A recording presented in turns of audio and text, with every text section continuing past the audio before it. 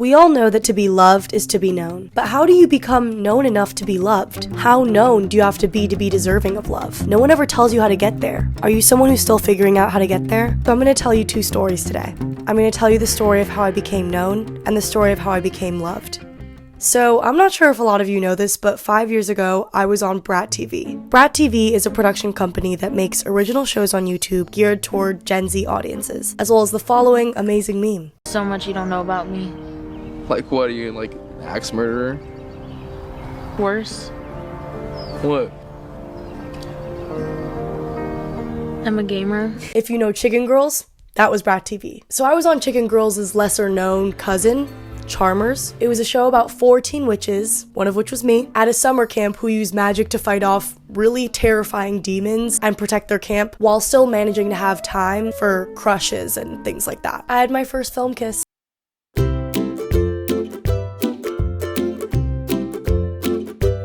It was on the cheek, but you know, it still counts. One unique thing about Brat TV that you wouldn't know unless you watched a single one of their shows is that they primarily hire influencers as the actors. Many A-list influencers made their acting debut on Brat TV. Dixie D'Amelio, Nia from Dance Moms, and all of the ex-members of Piper Raquel's The Squad. Those were the girls on my show. Collectively, on all of their platforms combined, they had 20 million followers. And they were all younger than me.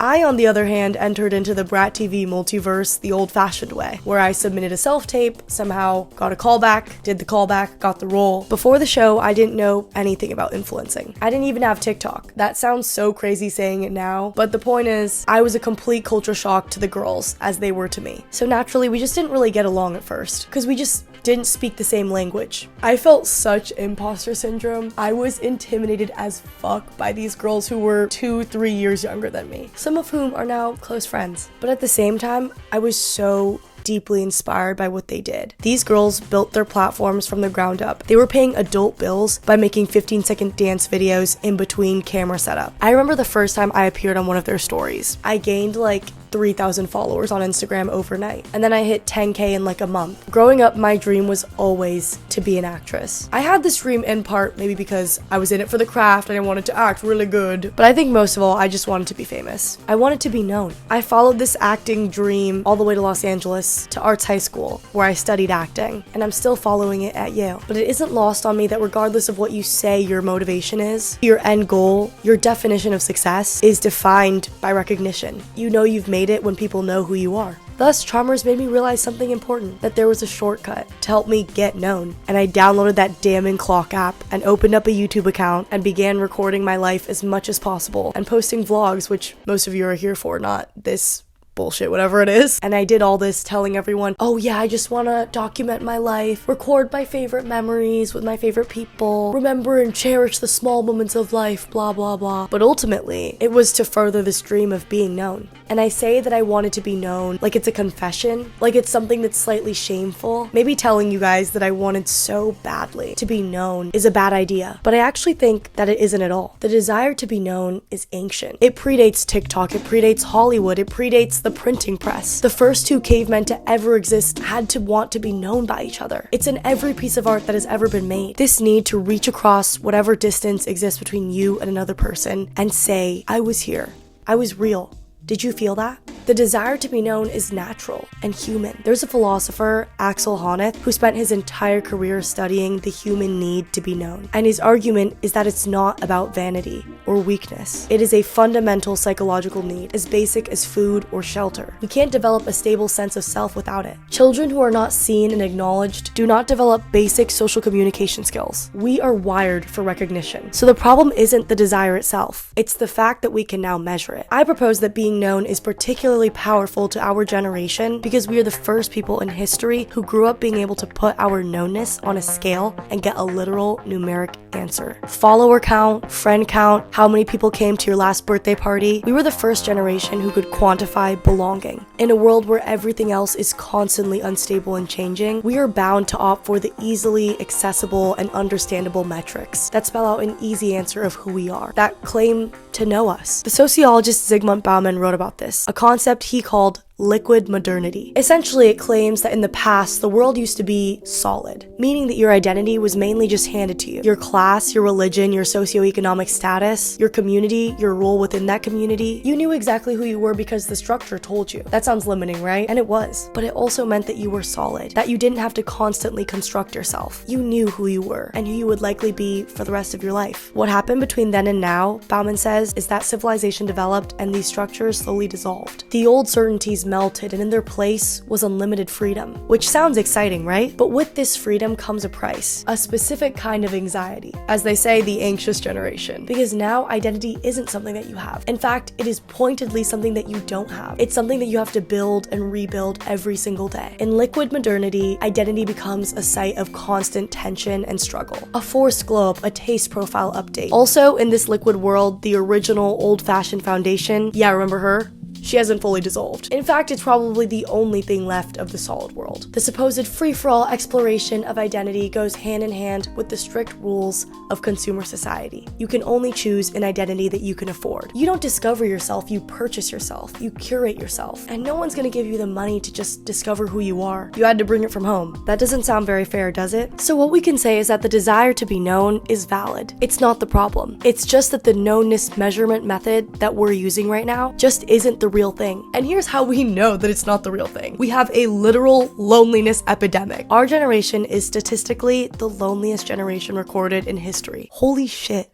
Yet at the same time, we are the most connected generation in recorded history. We have more access to each other, more tools to contact each other than any human beings who have ever lived. The most connected and the loneliest.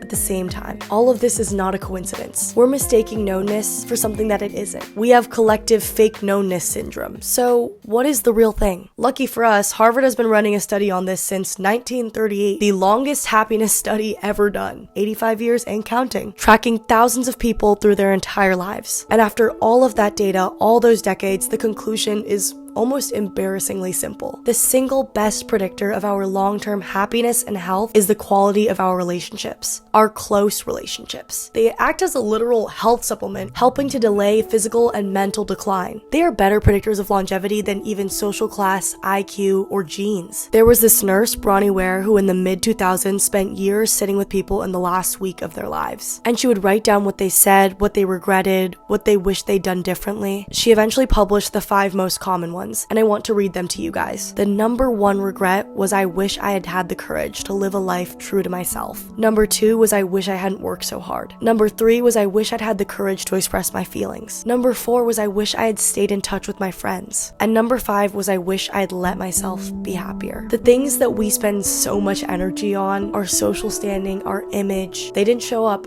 not even once. Okay, pause. I will say this. Being known is at times about your social standing, and that's okay. It's okay to care about being well liked. As I said before, that's natural and that's human. But that can't be all that we care about. It can't even be the first thing or the most important thing that we care about. There needs to be a shifting of priorities. Let's go back to Honneth for a second here, because according to him, recognition isn't just one thing. It actually comes in different forms. There's the recognition that comes from love, from people who know you intimately. Then there's recognition as general respect, like being seen as a human being. And then there's social esteem. Your reputation, status, what people say about you when you leave the room. Honneth found that social esteem is the most hollow form of recognition. When it's decoupled from the other 2 forms, it loses any value of its own. In other words, if you don't have the other 2, it doesn't do you any good by itself. So let's get back on track. What is the right way of becoming known? There is this new internet word, bot, which is used to describe a person who is going through life on auto mode, like an NPC. I can't lie, I've used it many times to describe an op, or a coworker, or a friend's ex-boyfriend, or a friend's current boyfriend, and I've used it many times to describe myself. In moments when my anxiety kicks in and I don't perform my best in a social setting, botting out, as we would say. I've been struggling a lot with the hollowness of feeling recognized, yet not known. I still struggle with feeling that I'm someone that matters when I'm just being my plain old self.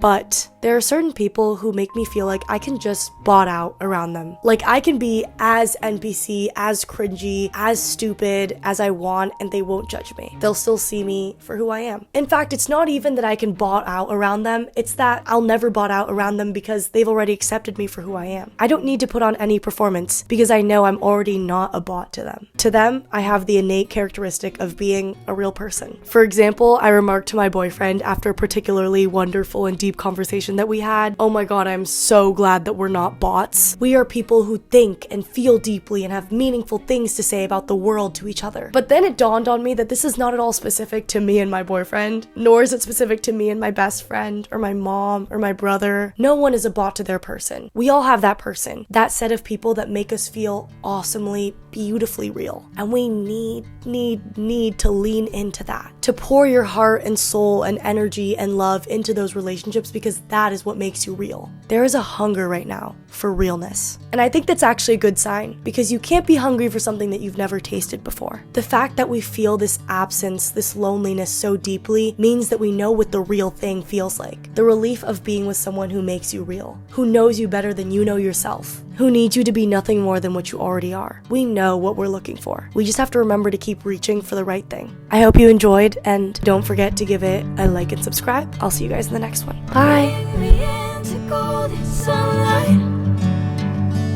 If I'm going with you, I know we'll get to the other side.